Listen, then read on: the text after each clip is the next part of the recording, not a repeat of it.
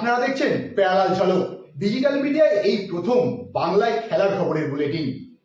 ISL থেকে I league, Mohun Bagan থেকে east Bengal, সব খবরের লেটেস্ট আপডেট সঙ্গে বিশ্ব ফুটবলের খবর নিয়ে আমাদের বিশেষ সেগমেন্ট খেল সকার।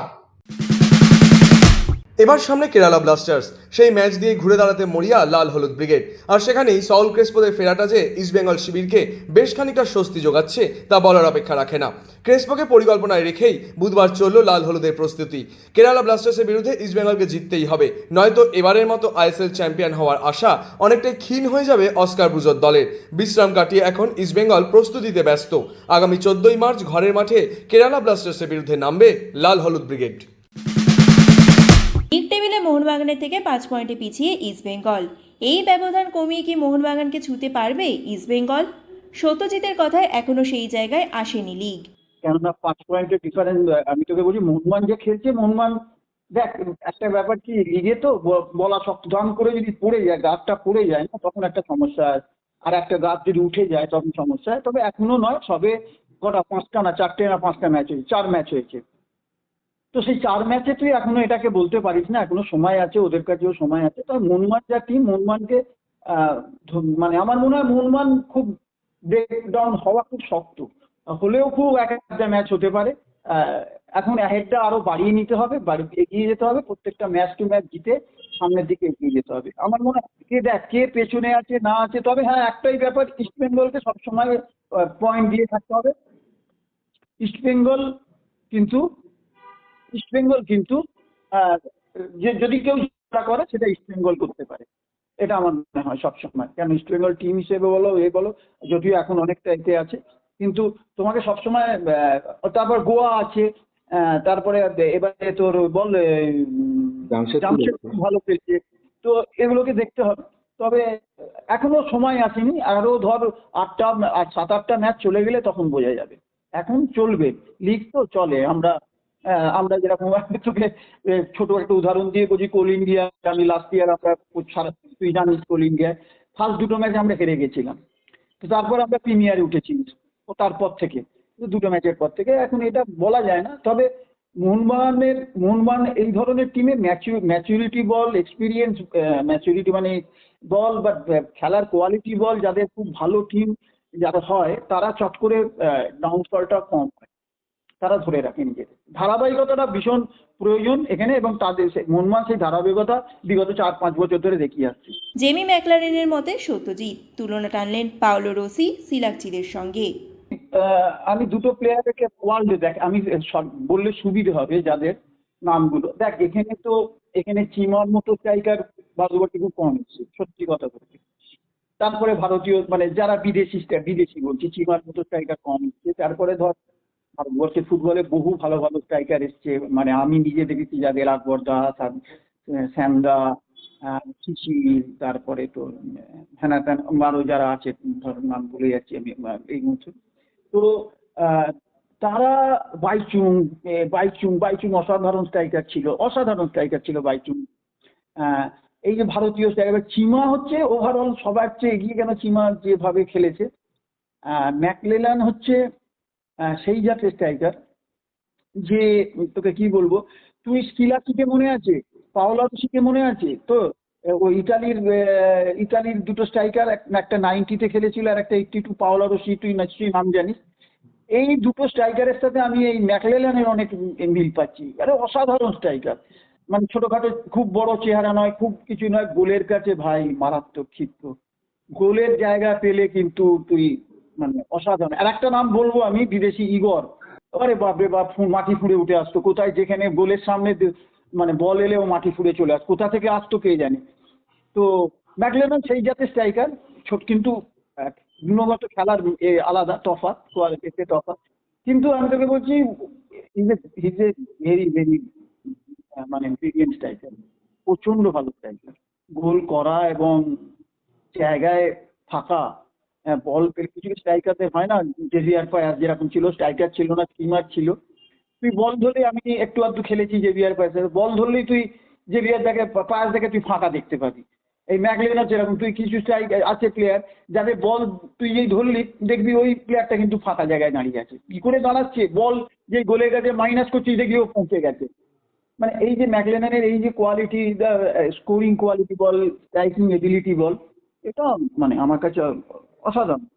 তো ও থাকাটা বিরাট ফ্যাক্টর। ওই ধরনের স্ট্রাইকার থাকলে যে কোনো টিম সমস্যায় পড়ে যাবে। 12 পয়েন্ট নিয়ে শীর্ষস্থানে চিরপ্রতিদ্বন্দ্বী মোহনবাগান, তাদেরকে কি ছুঁতে পারবে লাল হলুদ? সেই নিয়েও মুখ খুললেন প্রাক্তন ইস্টবেঙ্গলি তারকা। সমস্যাটা কিছুই না, সমস্যাটা হচ্ছে যেই প্লেয়ারের উপরে ভরসা করেছে সেই প্লেয়ার হয়তো ফার্স্ট দুটো ম্যাচ খুব ভালো করেছে, তারপরে হয়তো করতে পারছে না, এটাই সমস্যা হচ্ছে, আর কিছু সমস্যা নেই। এক্সপেকটেশন অনেক হাই তাদের প্রতি। ও লাস্ট ম্যাচ যেই গোল মিস করেছে সেই গোলটা করলে হয়তো হয়তো এটা হতো না, এটাই সমস্যা। এজারি, তারপরে মেগুয়েল নিজের খেলার চেষ্টা করছে, কিন্তু যখনই মেগুয়েলে একটু স্ট্রং অপোনেন্ট, স্ট্রং যে ওর সাথে যাচ্ছে, তখন একটু প্রবলেম পড়ছে। বুঝলে, যেরকম জামশেদপুর তো মানে স্ট্রং মেন্টালিটি প্লেয়াররা আছে না, যারা এম্পনায়ের মতন প্লেয়ার আছে, বা মার্ক জো আছে, তোমার ইজে আছে, প্রতীক আছে, এরা যখন স্ট্রংলি খেলেছে তখন প্রবলেম পড়েছে। এটা আমার দেখে যতটা মনে হয়েছে। এখন মোহনবাগান যদি নিজের ফোকাস থেকে সরে তখনই তারা ধরতে পারবে, নাহলে যদি নিজের ফোকাস থেকে না সরে তাহলে খুব ডিফিকাল্ট ধরা। তারা পরপর যদি ম্যাচ জিতে যায় তাহলে আরো প্রেসারে পড়ে যাবে ইস্ট বেঙ্গল। ওদের নিজের গোল থেকে যদি সরে যায়, মোহনবাগানকে না আমরা 3-4টে ম্যাচ পরপর জিতেছি, আমাদের রিল্যাক্সের তো কোনো জায়গা নেই। শর্ট লিগ, আর সবই প্রফেশনাল প্লেয়ার, সবাই জানে তাদের নিজের ডিউটি কি করতে হবে। শর্ট লিগ তো এখানে আত্মবিশ্বাস, ওভার কনফিডেন্সের কোনো জায়গা নেই। 1 কোটি টাকা ফ্র্যাঞ্চাইজি ফি নিয়ে ক্লাব বনাম ফেডারেশনের যে দ্বন্দ্ব, সেই নিয়ে মুখ খুললেন ইউনাইটেড ক্লাব কর্তা নবাব ভট্টাচার্য। কি বললেন তিনি, শুনে নেওয়া যাক। সম্পূর্ণ তথ্যই নেই। আমি আজকেই দেখছিলাম ফেডারেশন এই কথা বলেছে, কারণ কোন ক্লাব টাকা দিয়েছে, কোন ক্লাব টাকা দেয়নি, তার বিস্তারিত তথ্য নেই। নিশ্চয়ই ক্লাবের কিছু অসুবিধা আছে, ক্লাবের কিছু ব্যথা আছে, ক্লাবের ব্যথা তো বুঝতেই হবে, ক্লাব নিয়েই তো সংগঠন। কেন ক্লাবদের ব্যথা ফেডারেশনের বোঝা উচিত সেটারও ব্যাখ্যা করে দিলেন নবাব। বললেন, প্লেয়ারদের রাখা, বেতন দেওয়া সবই যে করে ক্লাব। নিয়ম করতেই পারে, নিয়ম তো ফ্লেক্সিবল। ক্লাবের ব্যথা বুঝতে হবে না, ক্লাবই তো খেলবে, ক্লাবকেই পুরো পেনটা নিতে হচ্ছে। সারা বছর স্যালারি দিয়ে লিগ হবে কি হবে না, শেষ মুহূর্তে সবাইকে এক জায়গায় করে লিগটা খেলছে। ক্লাবের নিশ্চয়ই কিছু সমস্যা আছে, ক্লাবকে সঙ্গে নিয়েই চলতে হবে। ক্লাব এবং ফেডারেশনের মধ্যে দূরত্ব বাড়ুক, এটা কখনোই কাম্য নয়। প্রপার ওয়েতে এবার আইএসএল হচ্ছে না, তারপরেও কি অবনমন রাখা উচিত? নবাব অবশ্য অবনমনের পক্ষে। তিনি বলেন, না হলে আইএসএলটা যে কমফোর্ট জোন হয়ে যাচ্ছে। রেলিগেশন ছাড়া আবার লিগ হয় নাকি? রেলিগেশন ছাড়া লিগ হয় নাকি? কত বড় অন্যায় করেছে। গত বছর সুদেবা খেলেনি, গত বছর সুদেবা সেকেন্ড ডিভিশন লিগ খেলেনি, সুদেবার এমনি থার্ড ডিভিশন নেমে যাওয়া উচিত ছিল, সুদেবাকে সেকেন্ড ডিভিশনে রেখে দিয়েছে। রেলিগেশন থাকা উচিত। রেলিগেশন না থেকে আইএসএল একটা কমফোর্ট জোন হয়ে গেছে। যাই হয়ে যাক, আমি নামবো না। আইএসএল না পারলেও ইন্ডিয়ান ফুটবল লিগে চলে এলো টাইটেল স্পন্সর। এবার ইন্ডিয়ান ফুটবল লিগের মূল স্পন্সর হলো স্টার সিমেন্ট। বুধবারই এই চুক্তির কথা ঘোষণা করে দেওয়া হলো ভারতীয় ফুটবল অ্যাসোসিয়েশনের তরফে। উত্তর পূর্ব ভারতের অন্যতম প্রধান সিমেন্ট সংস্থা হলো এই মুহূর্তে স্টার সিমেন্ট। ইন্ডিয়ান ফুটবল লিগের স্পন্সর থেকে কমার্শিয়াল পার্টনার তারা হওয়ায় যে ভারতীয় ফুটবল মহলে খানিকটা স্বস্তির আবহ, তা বলার অপেক্ষা রাখে না। স্টার সিমেন্টকে স্বাগত জানিয়েছে ইন্ডিয়ান ফুটবল লিগের ক্লাব কর্তারাও। ইতিমধ্যে শুরু হয়ে গিয়েছে ইন্ডিয়ান ফুটবল লিগ, এবার 2 পর্যায়ে হচ্ছে ইন্ডিয়ান ফুটবল লিগ। রাজদীপালের হ্যাট্রিকে বুধবার এআইএফএ আন্ডার 16 জুনিয়র লিগে বেঙ্গল ফুটবল একাডেমিকে 6-0 গোলে হারালো মোহনবাগান সুপার জায়ান্টস। 3টি গোল করেছেন রাজদীপাল এবং বাকি 3টি গোল করেছেন অব্রনীল বিশ্বাস, সায়ন হালদার, অর্ক ভাস্কর। এআইএফএ আয়োজিত sub junior under 16 youth development লিগে ইস্টবেঙ্গলকে 3-1 গোলে হারালো ভবানীপুর এফসি। ভবানীপুরের হয়ে গোল করেছেন সুখদেব, অনন্ত এবং মনোজিৎ। ইস্টবেঙ্গলের হয়ে একটি গোল অর্ণব ছেত্রীর। UEFA চ্যাম্পিয়ন্স লিগের শেষ 16 ফার্স্ট লেগের আরও একটি ম্যাচে নিউক্যাসল ইউনাইটেড মুখোমুখি হয়েছিল এফসি বার্সেলোনার বিপক্ষে। প্রথমার্ধে গোলশূন্য থাকার পর দ্বিতীয়ার্ধের শেষ মুহূর্তে বার্নেসের করা গোলে এগিয়ে যায় নিউক্যাসল ইউনাইটেড, কিন্তু ম্যাচ শেষ হওয়ার আগে বার্সেলোনার হয়ে লামিন ইয়ামাল গোল শোধ করে দেন। ম্যাচ শেষে 1-1 গোলে ড্র হয় বার্সেলোনা এবং নিউক্যাসল ইউনাইটেড। UEFA চ্যাম্পিয়ন্স লিগের শেষ 16 ফার্স্ট লেগের ম্যাচে অ্যাথলেটিকো মাদ্রিদ মুখোমুখি হয়েছিল টটেনহ্যাম হটস্পারের বিপক্ষে। ম্যাচের শুরুতে জুলিয়ান আলভারেজের জোড়া গোলে এগিয়ে যায় অ্যাথলেটিকো মাদ্রিদ। প্রথমার্ধে খেলা শেষ হতে হতে আরও 3টি গোল করেন লরেন্তে গ্রিজম্যান নরমদ। প্রথমার্ধের পেরোর করা গোলে একটি গোল শোধও করে টটেনহ্যাম। সেকেন্ড হাফে টটেনহ্যামের হয়ে দ্বিতীয় গোল করেন সোলাঙ্কে। ম্যাচ শেষে অ্যাথলেটিকো মাদ্রিদের কাছে 5-2 গোলে পরাজিত হয় টটেনহ্যাম। দাপট দেখাচ্ছে ভারতীয় ক্রিকেট, তার সঙ্গে অন্যান্যরা টেক্কা দিতে পারছে কি, সেই সব খবর সঙ্গে ঘরোয়া ক্রিকেটের যাবতীয় খবর নিয়ে আমাদের বিশেষ সেগমেন্ট লে ছক্কা।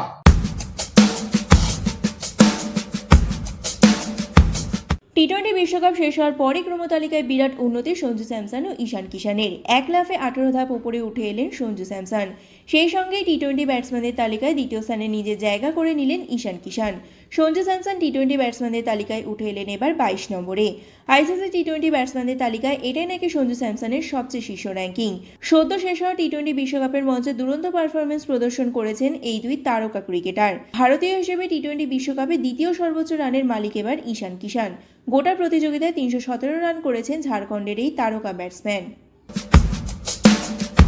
টি-20 বিশ্বকাপ জিতে বিমানে বাড়ি ফেরেননি শিবম দুবে। ট্রেনে করে আহমেদাবাদ থেকে মুম্বাই ফেরেন ভারতীয় ক্রিকেটার।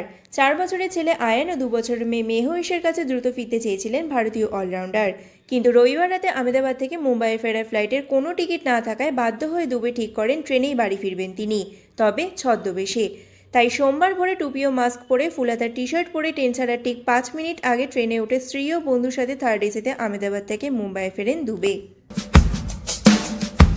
আর কিছুদিনের মধ্যে শুরু হবে আইপিএল। সময় নষ্ট না করে তারই প্রস্তুতিতে নেমে পড়লেন বিরাট কোহলি, তবে ভারতে নয়, লন্ডনে প্রস্তুতি শুরু করে দিলেন তিনি আর তার সঙ্গী গুজরাট টাইটান্সের সহকারী কোচ নাইম আমিন।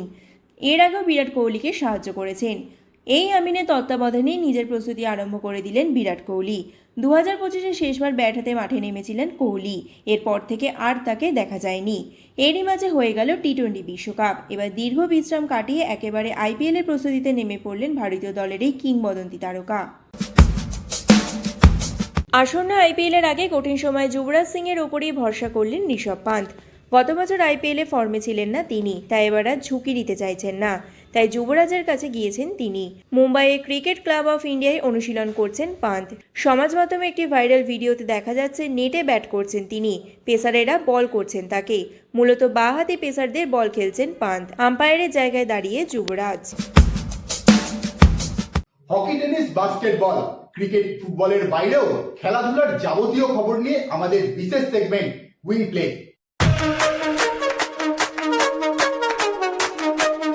ওয়াশিংটন উইজার্ডসকে 150-129 ব্যবধানে হারিয়েছে মিয়ামি হিট। এই ম্যাচে এনবিএ ইতিহাসে দ্বিতীয় সর্বোচ্চ একক খেলায় 83 পয়েন্ট করেন মিয়ামি হিটের প্লেয়ার বাম আদেবাও। 28 বছর বয়সী বাম আদেবাও আমেরিকার কোবে ব্রায়ান্টের 81 পয়েন্টের রেকর্ড ভেঙে একক খেলায় দ্বিতীয় স্থান অধিকার করেন।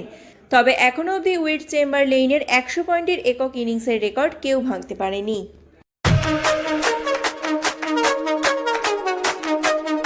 প্যারালাল ঝলক আজ এই পর্যন্তই।